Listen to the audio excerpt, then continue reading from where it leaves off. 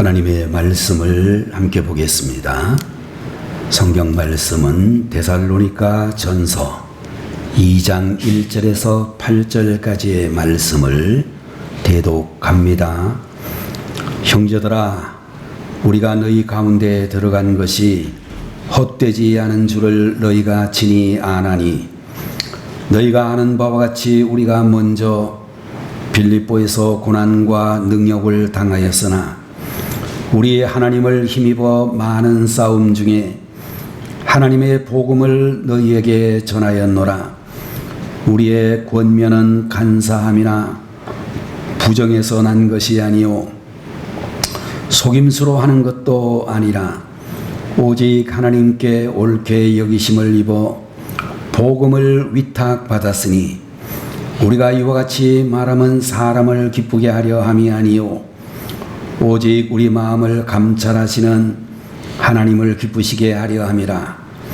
너희도 알거니와 우리가 아무 때에도 아첨하는 말이나 탐심의 탈을 쓰지 아니한 것을 하나님이 증언하시느니라.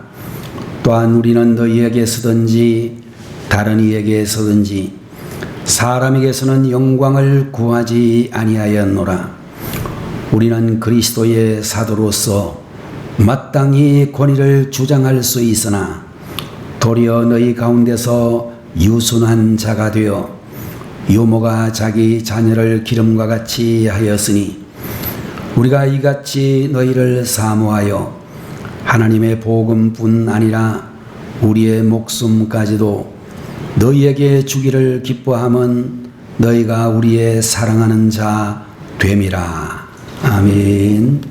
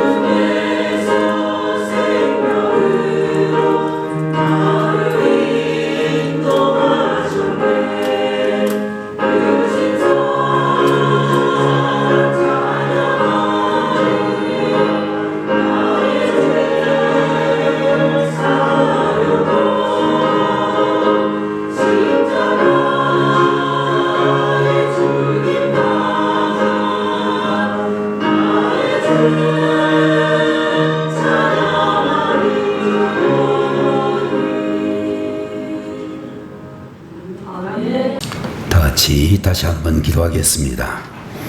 할렐루야.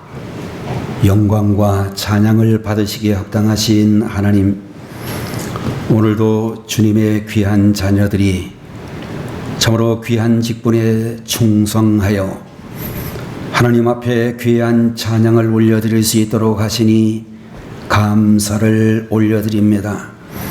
아버지 하나님이여, 믿음으로 드리는 찬양, 감사로 드리는 찬양, 하나님의 영광을 드러내기 위한 찬양이 되게 하시고, 저희들뿐만 아니라 함께 이 예배를 드리는 우리 모든 회중들에게도 평생에 참으로 변함없는 믿음을 가지고 주님을 늘 찬양 드릴 수 있는 귀한 은총을 허락하여 주옵소서. 찬양이 있는 곳에 악한 영이 물러가고 사탄의 계획이 무너지고 하나님의 역사가 이루어짐을 믿습니다. 이 시간에도 부족한 종을 세우셨으니 인간의 연약한 모습은 가리우고 하나님의 능력과 은혜의 말씀으로 새 힘을 더하여 주옵소서. 말씀을 선포하게 될 때에 사람의 생각을 전하지 아니하고 오직 하나님의 은혜를, 하나님의 능력을, 하나님의 뜻을 드러내고 나타내고 선포하는 시간이 되게 하옵소서. 성도들 한 분 한 분 하나님의 오른손으로 붙잡아 주옵소서. 예수님의 이름으로 간절히 기도 올리옵나이다. 아멘. 오늘 이 시간에는 데살로니가 전서 2장 1절에서 8절까지의 말씀을 가지고 하나님을 기쁘시게 하는 삶이라는 제목으로 말씀을 전하도록 하겠습니다. 예수님께서 십자가에 달리시기 며칠 전에 예루살렘에 나귀를 타고 입성하시게 될 때에 수많은 군중들이 주님을 따랐다 라고 하는 것을 우리는 성경을 통해서 볼 수 있습니다. 마태복음 21장 9절에 보면 앞에서 가고 뒤에서 따르는 무리가 소리 높여 이르되 호산나 다윗의 자손이여 찬송하리로다. 주의 이름으로 오시는 이여 가장 높은 곳에서 호산나 하더라 라고 하는 말씀이 기록이 되어져 있습니다. 아마도 예루살렘 성에 나귀를 타고 입성하시는 예수님을 따르던 그 수많은 이스라엘의 군중들은 예수님을 로마로부터 해방시킬 정치적인 메시아로 보고 로마로부터 완전 독립을 하게 될 것을 기대했으리라, 이렇게 짐작이 되어집니다. 그러나 우리가 성경을 보게 되면 주님은 군중들의 기대대로 움직이지 아니하셨고, 주님은 이상하게도 군중에게 별로 관심이 없었다는 것을 우리가 알 수가 있습니다. 오병이어의 기적으로 수많은 군중들이 주님을 따를 때에도 기적의 떡보다 하늘의 떡을 구하라고 하는 참으로 이해하기 힘든 말씀을 하니 군중들은 썰물처럼 주님을 떠나갔다라고 성경은 말씀해 주시고 있습니다. 주님이 자기들의 뜻대로 움직이지 않자 이스라엘의 군중들은 마음이 돌아서게 되었고, 결국 주님은 교권을 가진 유대인들과 로마 병정에 의하여 신문을 받고 욕을 먹고 채찍질까지 당했다라고 말씀하고 있습니다. 예수님이 고난당하시는 그런 모습을 보고 이스라엘의 많은 백성들은 생각하기를 저런 모습은 절대로 메시아의 모습이 아니다 라고 단정을 하게 되어졌고, 마침내는 메시아로 여기시던 주님에 대한 실망이 분노로 변하여 호산나 메시아를 찬양하라고 하는 외침은 며칠 만에 그를 십자가에 못 박으라고 하는 외침으로 변하게 되었다라고 성경은 말하고 있습니다.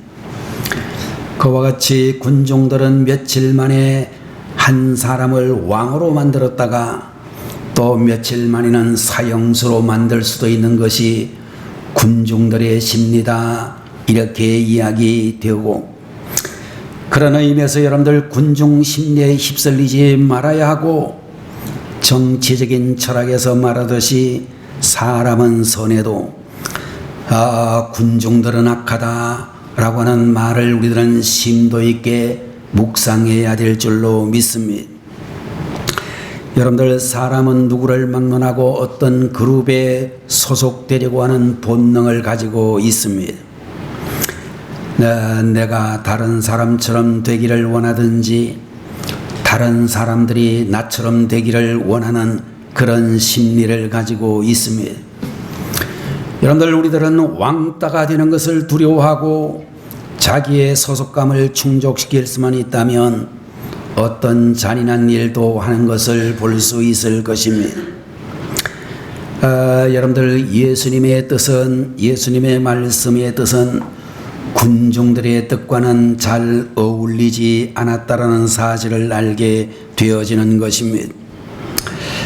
지금도 군중들은 끊임없이 예수님과 반대가 되는 길로 달려가고 있고, 또 현대를 살아가는 나라의 모든 군중들은 다수를 최고로 여기고 힘을 숭상하며, 그 군중들은 심지어 대통령이나 국가 지도자들에게도 잘못된 길을 추구하도록 강요를 하기도 하는 것을 볼 수 있습니다. 이사야 30장 9절에서 11절까지에 보면 군중들에 대한 말씀이 나타나고 있는데, 대저 이는 패역한 백성이요 거짓말하는 자식들이요 여호와의 법을 듣기 싫어하는 자식들이라. 그들이 선견자에게 이르기를 선견하지 말라, 선지자에게 이르기를 우리에게 바른 것을 보이지 말라, 우리에게 부드러운 말을 하라, 거짓된 것을 보이라. 너희는 바른 길을 버리며 첩경에서 돌이키라. 이스라엘의 거룩하신 이를 우리 앞에서 떠나시게 하라, 이렇게 말한다라고 군중들의 심리에 대해서 말씀을 하고 있습니다. 여러분들, 군중이란 패역한 존재들이 많고 거짓을 전하며 하나님의 뜻을 듣기 싫어하고 정직하게 사는 것을 싫어하고, 그럼에도 자기들을 향하여 말을 부드럽게 하라고 하면서 하나님의 말씀을 외면하는 존재들이라고 이야기할 수 있을 것입니다. 여러분들, 이사야 시대만 그랬던 것이 아니라 지금도 군중들은 대체로 그러하다, 이렇게 우리들이 이해할 수 있습니다. 여러분들, 우리가 살고 있는 이 시대는 군중들의 힘이 커진 시대라고 이야기할 수 있습니다.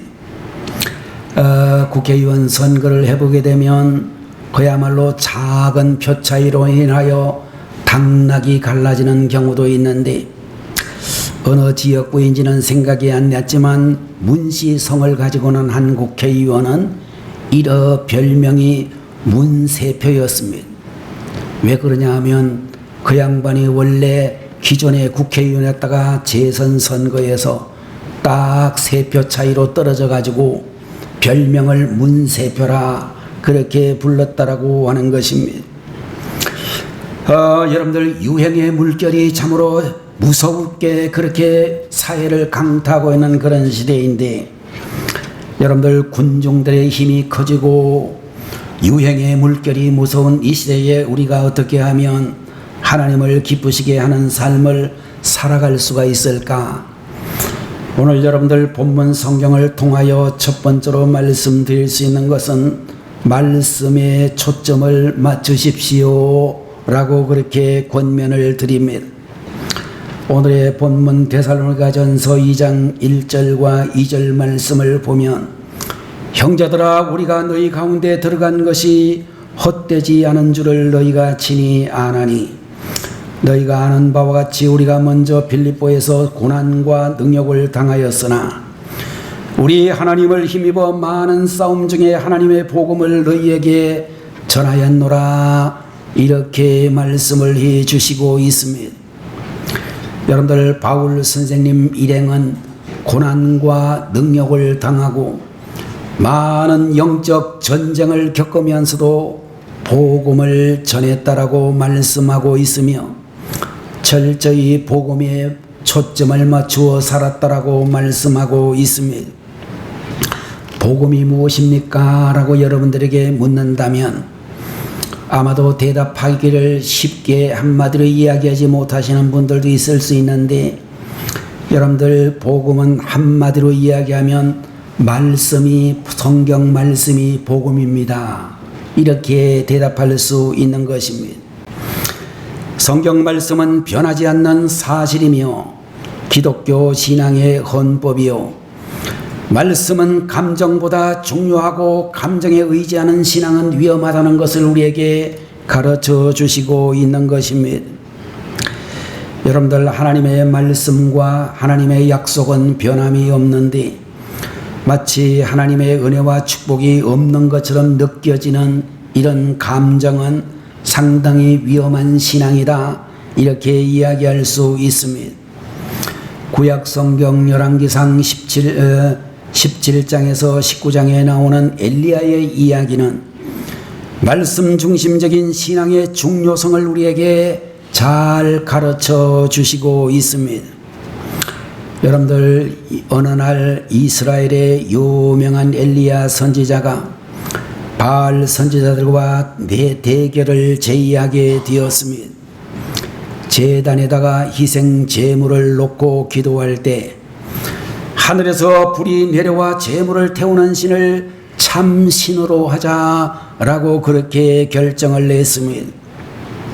먼저 바알 신을 섬기는 선지자들이 소리를 지르고 몸까지 자해를 하며 기도했지만 불은 내리지 아니하였다, 이렇게 말하고 있고, 그 다음에 엘리야 선지자가 기도할 때에 하늘로부터 불이 내려 모든 제물을 태우는 기사가 일어나게 되었습니다. 그 대결에서 승리한 엘리야 선지자는 엄청난 권세로 바알 선지자들을 다 기손신에서 죽였고, 그런데 그 다음에 전혀 반대적인 상황이 펼쳐지게 되었다는 것을 볼 수 있습니다. 그 소식을 들은 이스라엘 아방의 왕비 이세벨이 엘리야를 죽이겠다라고 위협을 하자 엘리야 선지자는 바로 전에 가지고 있었던 하나님의 능력을 순식간에 잊어버리고 광야로 도망을 쳐서 로뎀나무 밑에 하나님 앞에서 기도하기를 자기를 죽여달라고 기도를 합니다.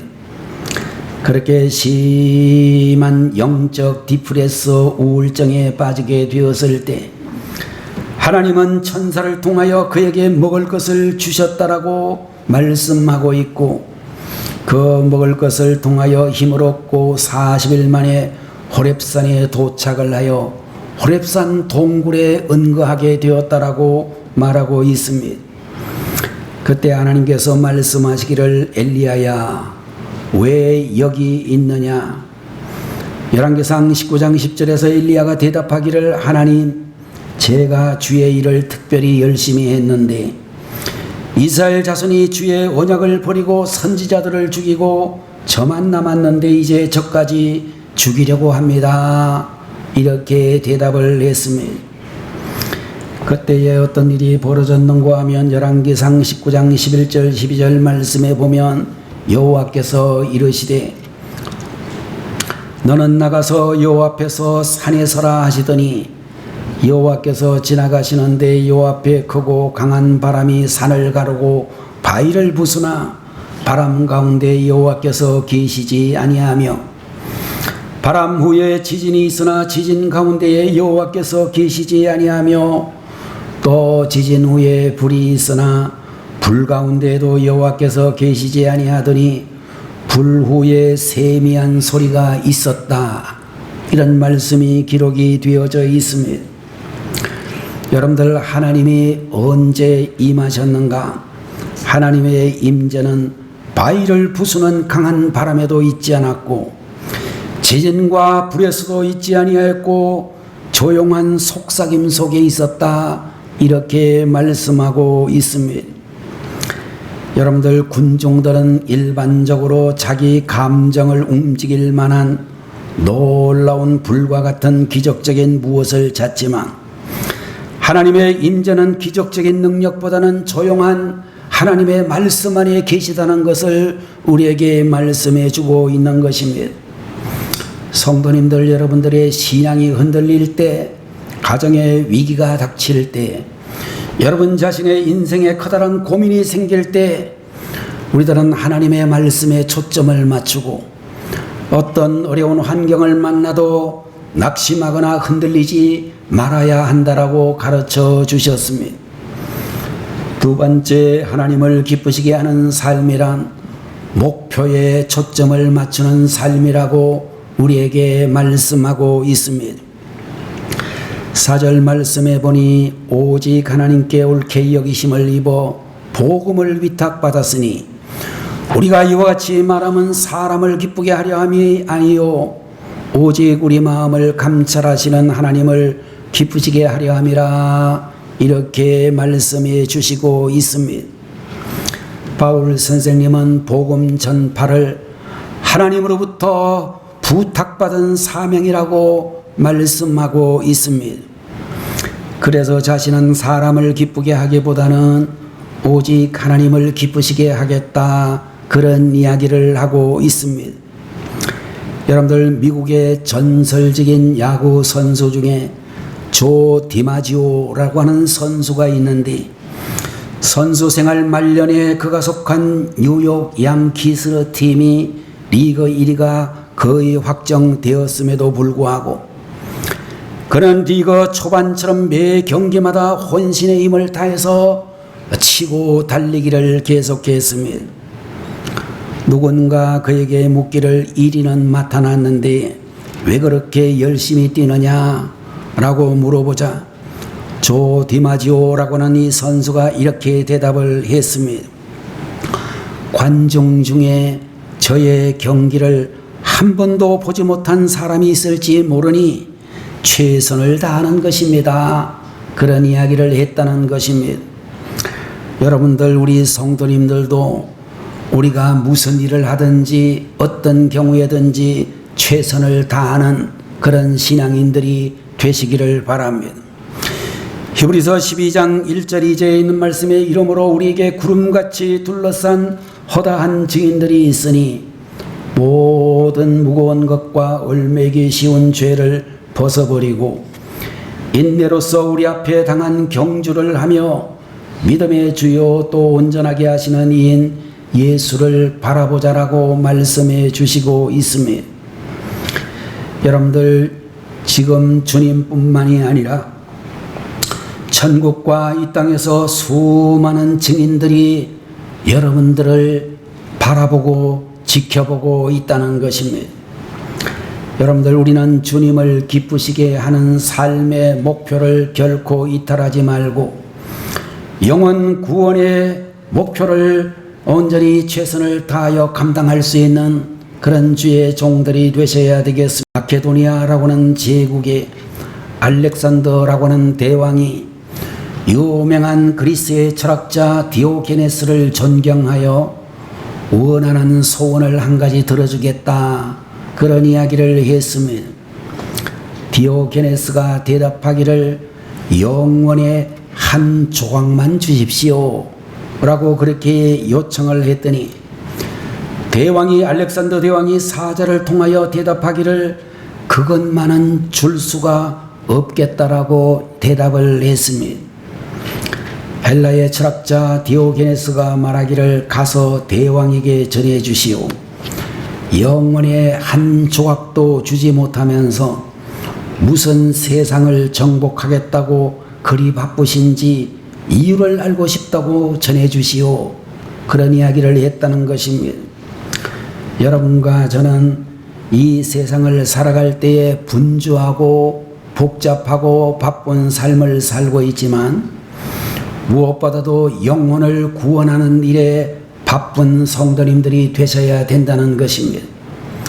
여러분의 자녀들 가운데, 여러분의 배우자 가운데, 여러분들의 부모 형제들 가운데서 아직까지 구원받지 못한 형제 자매 자녀들이 있다면 그분들을 구원하는 일에 바쁜 그런 분들이 되셔야 되겠습니다. 신앙생활의 목표는 축복받는 것이 아니고 복음을 전하고 사명을 감당하는 것이라고 말할 수가 있는 것입니다. 여러분들, 하나님은 우리에게 분명히 축복을 주시지만 축복은 목적이 아니라 부차적인 산물이 되는 것입니다.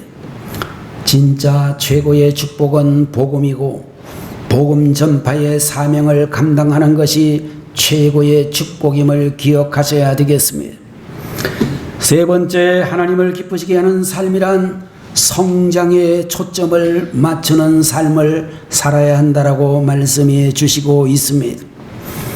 오늘의 본문 7절 8절 말씀에 보면 우리는 그리스도의 사도로서 마땅히 권위를 주장할 수 있으나 도리어 너희 가운데서 유순한 자가 되어 유모가 자기 자녀를 기름과 같이 하였으니 우리가 이같이 너희를 사모하여 하나님의 복음뿐 아니라 우리 목숨까지도 너희에게 주기를 기뻐함은 너희가 우리의 사랑하는 자 됨이라, 이렇게 가르쳐 주시고 있습니다.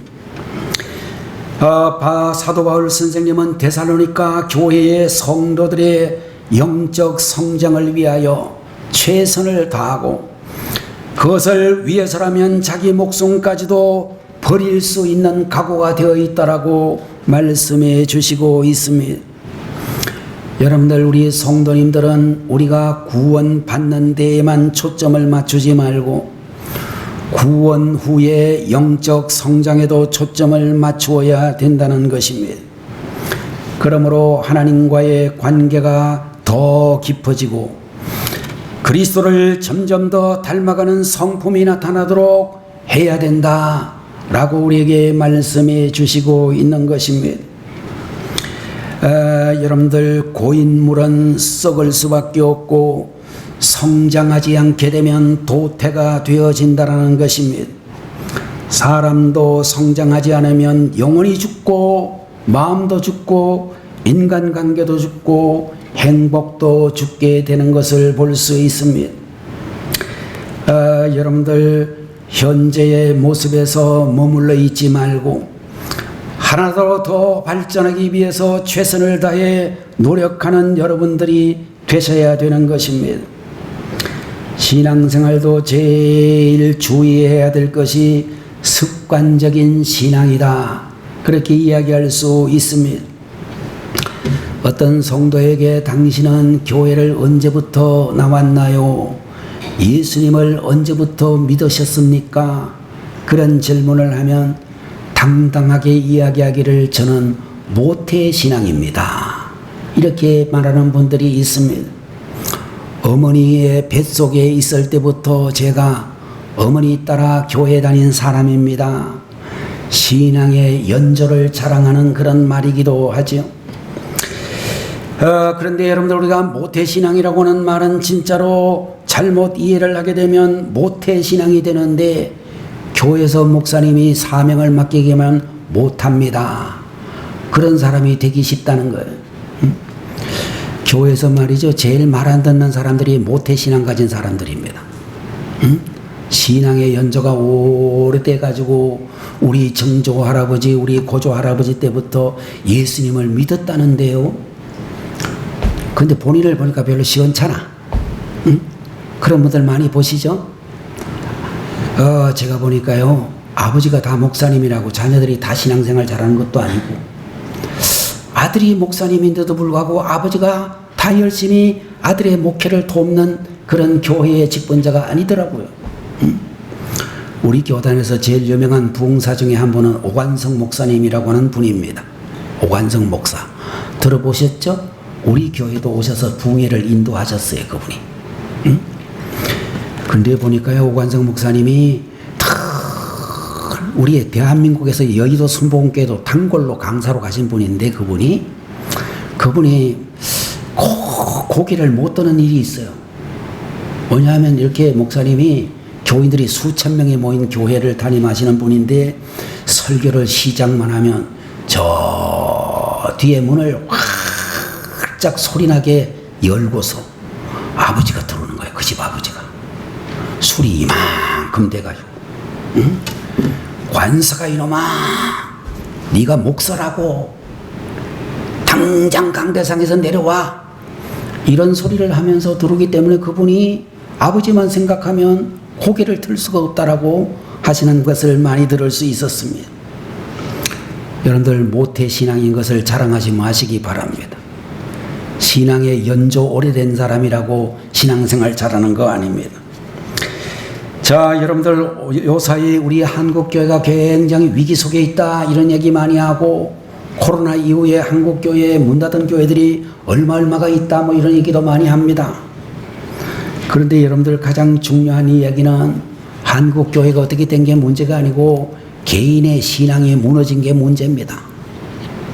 코로나 이전에 우리 교회가 얼마나 많은 분들이 나오고 얼마나 많은 분들이 신앙생활 잘하고 이런 게 문제가 아니고요. 우리 자신 한 사람 한 사람 개인의 신앙이 무너져 있다는 것이 정말로 문제다, 그런 이야기입니다. 세계적인 교단 중에 하나인 감리교단은 영국의 웨슬레이라고 하는 분이 이 창설하신 그런 기독교 교단입니다. 우리 부천에는요 감리교가 1등으로 들어왔어요. 그래서 부천에 1등으로 들어온 감리교회 오정감리교회입니다. 저게 부천시 전체, 부천 전체에 있는 역사 중에서 1호 교회 오정감리교회입니다. 두 번째가 부천 남부역 쪽에 있는 부천 제1감리교회가 두 번째로 세워진 감리교회라고 알려지고 있습니다. 그러니까 얼마나 이 감리교단이 큰지 몰라요. 미국에 가도 침례교회 다음으로 감리교회가 큽니다.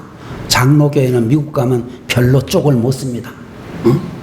그런데요, 감리교회 창설자인 웨슬레이 목사님이 꿈을 꾸는데, 꿈에서 그가 지옥문 입구에 도착을 했습니다. 지옥문을 지키고 있는 수문장에게 이런 질문을 합니다. 수문장님, 저 안에 가톨릭 교인, 천주교회를 나가는 분이나 장로교회 교인들이 있습니까? 지옥안이 있느냐고 물어봤어요. 지옥안에 천주교 나가는 사람이나 장로교 나가는 사람이 저 안에 있습니까? 그랬더니 그 지옥문을 지키는 수문장이 많다고 그러더래요. 많다고. 감리교회를 장로교회를 다니는데, 천주교회를 다녔는데 지옥에 가 있는 사람들이 많다는 거예요. 그 말을 듣고서 이 웨슬레이, 존 웨슬레이, 요한 웨슬레이라고도 말하는 이분이 조심스럽게 묻기를, 그러면 웨슬레이 목사님을 따르는 감리교 교인들도 있습니까? 그랬더니 그 지옥의 수문장이 말하기를 많다고 얘기를 하더래요. 자, 이거 고민이 되죠. 여러분들 교회를 다녀도 지옥을 갔다니까. 지옥에 많다니까. 교회 다닌 그 교인이 지옥에 가면 많다니까 이게 문제가 되지 않습니까? 그 말에 상심을 해가지고 이분이 이번에는 지옥문을 떠나서 천국문에 갔습니다. 천국에도 역시 수문장이 지키고 있었는데 수문장이 물어보기를, 수문장님, 천국 안에는 천주교에 다닌 교인이나 장로 교인들이 많지요? 그렇게 물었더니 수문장이 말하기를, 그런 사람은 이곳에 한 사람도 없다 그러더래요. 또 고민이 됐어요. 그래서 또 질문을 하기를, 수문장님, 그러면 감리교를 다녔던 교인들은 있습니까? 그렇게 물어봤더니 수문장이 역시 대답하기를, 감리교 교인도 한 사람도 없다 그렇게 얘기를 하는 거예요. 천국에는 천주교 다녀도 소용이 없고, 장로교를 다녀도 소용이 없고, 감리교를 다녀도 다 소용이 없다는 것입니다. 깜짝 놀란 웨슬레이 목사님이 이 꿈에서 하는 이야기, 여러분들 수문장에게 이렇게 질문을 했습니다. 그러면 감리교인은 어디에 있습니까? 그랬더니 아무도 없다라고 얘기하면서 이제 도대체 누가 천국에 갔느냐고 물어보니까 이렇게 대답을 했습니다. 천국에는 장로교, 감리교, 침례교, 순복음교회, 천주교, 그런 교단 이름을 가지고 온 교인은 한 사람도 없고 그리스도인이란 이름을 가진 사람들만 있습니다. 이렇게 얘기를 했어요. 여러분들, 우리가 가지고 있는 교단 간판은 별로 쓸데가 없어요. 사실은 다 침례교 다녔어요, 감리교 다녔어요, 장로교 다녔어요, 순복음교회 다녔어요. 그런 거 다 아무 데도 쓸데없는 겁니다. 천주교회가 아니라, 감리교, 장로교, 침례교가 아니라 예수님을 믿는 진정한 그리스도인들만 가는 곳이 하나님의 나라 천국이라고 하는 것입니다. 여러분들, 20세기 초에는 전 세계의 교단이, 이런 장로교, 감리교, 침례교 할 것 없이 이런 교단이 약 1900개 정도가 있었대요. 전 세계적으로 교단이, 기독교 교단이 1900개면 많아요, 적어요? 엄청나게 많은 거예요.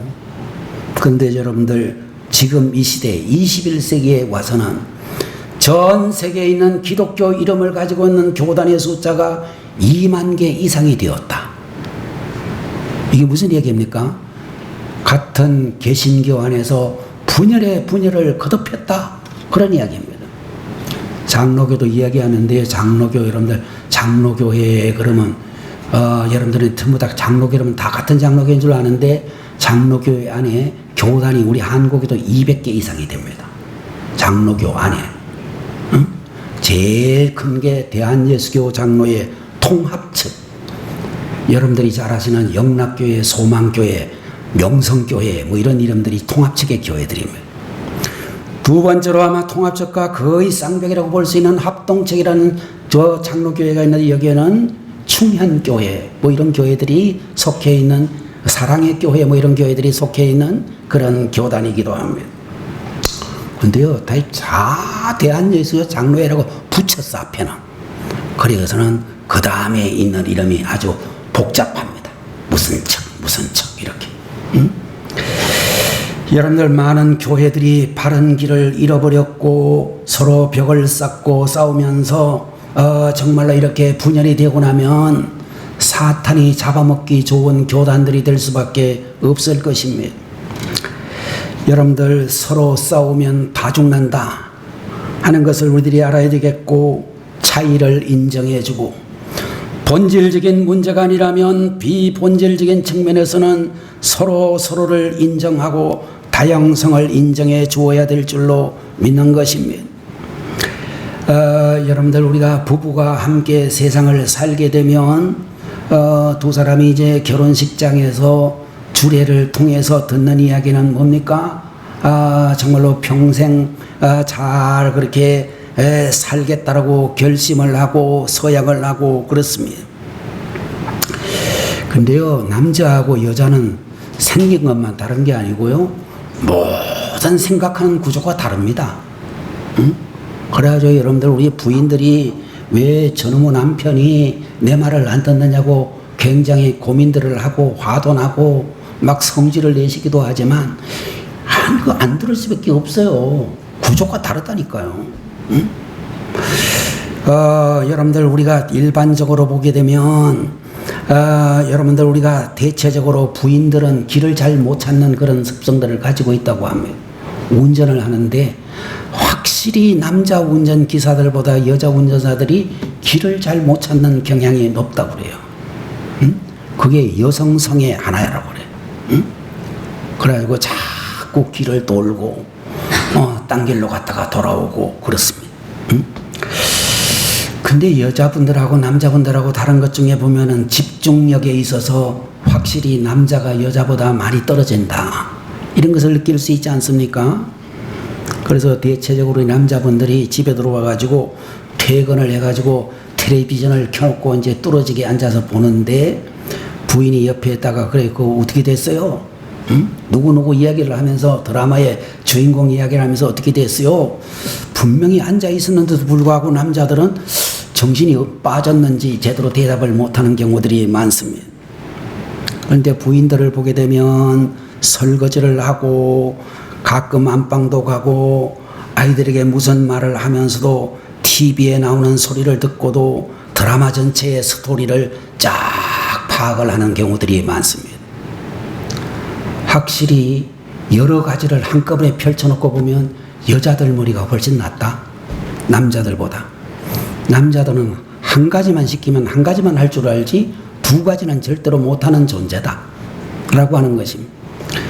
여러분들 앞으로 결혼을 지금 하고 살고 계시는 분들은 남자가 원래 그런 사람들이구나 그렇고 이해를 좀 잘하시면 좋겠어요. 앞으로 또 결혼을 해야 될 사람들이라고 하면 남자는 되게 그러니까 내가 그냥 알아서 살아야지 그렇게 사시면 좋겠어요. 응? 여러분들 사람은 다 다르다고 하는 것입니다.